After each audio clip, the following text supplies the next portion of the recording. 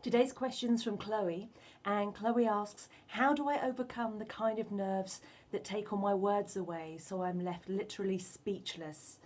Well, Chloe, you've talked about nerves there. I wonder though if it really is nerves or stage fright, as some people describe it, or whether actually what you're reacting to here is the release of hormones into your body. Now, when we're about to speak on stage, there are two main hormones that are released into our body. One of these is adrenaline. I'm sure you're familiar with that sensation of a rush of adrenaline, kind of excitement, but kind of nervousness, I guess. And the other one is cortisol. And it feels like people describe it as anxiety. It's not as nice a feeling as adrenaline can be.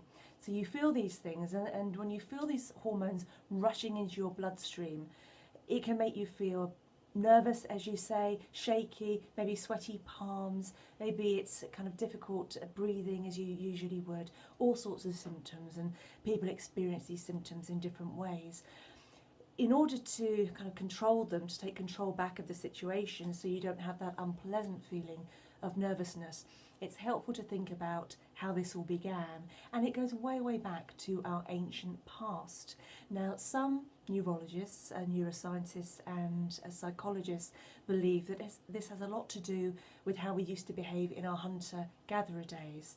Back then, we were in a lot more mortal danger than we are today, and if we were attacked by a member of a rival group or by a wild animal, we would need to do something to put ourselves back into safety. And when our brain realised that we were in danger, it would release these hormones into our bloodstream to tell us that we needed to do one of the 3 F's. You probably associate adrenaline with flight or fight, but there's a third F here, and it's freeze. And this stage fright, these nerves we associate with public speaking, are often the freeze reaction, because when we're on stage public speaking, it's not appropriate to run away, to flee, it's not appropriate to hit somebody, to fight, so freeze is very often our reaction.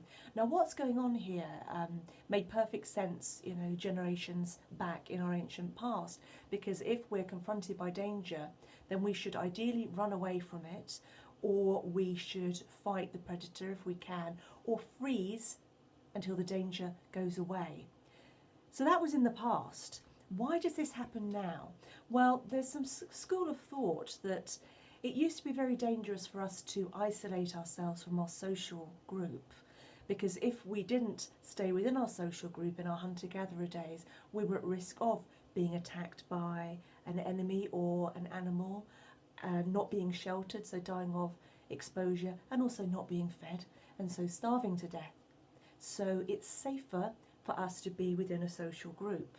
If we become separated, our brain realises we're not in safety and sends a message to us via a release of adrenaline and cortisol that says to us, you're in danger, fight, flee, or freeze. And as public speakers, what do? We separate ourselves from our social group. We stand apart from everybody else. And our brain sees this happening and releases adrenaline and cortisol to tell us, you better fight or flee or freeze if you're going to survive. But of course, that's not what we need to do as public speakers. So what can we do about this? The worst thing to do is ignore it. If you want to send a message back to your brain that actually public speaking is perfectly safe and you're not in a dangerous situation, you need to appease it in some way. So we're not going to run away and we're not going to freeze. We are going to fight, but we're not going to fight with our fists. We're going to fight by putting on the best performance that we can, so that when we start squaring up to the situation and putting on a performance that is very emotive, that has a lot of power to it, we send a message via our movements to our brain that yes, we recognise the message that we're in danger and we are acting on it. And when we do this, the brain will stop producing this excess hormones of adrenaline and cortisol.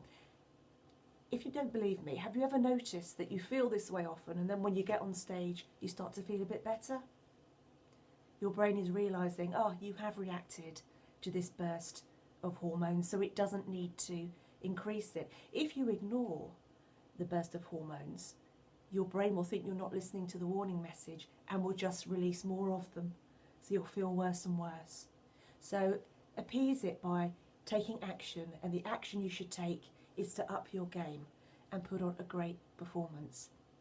If this doesn't work for you, and you're feeling every time you do public speaking this growing sense of anxiety, then it may be worth speaking to your GP and finding out if maybe some sessions of counselling will help to discover if there is something, perhaps a belief that you hold about yourself as a public speaker at an unconscious level that is causing you to show these symptoms of anxiety.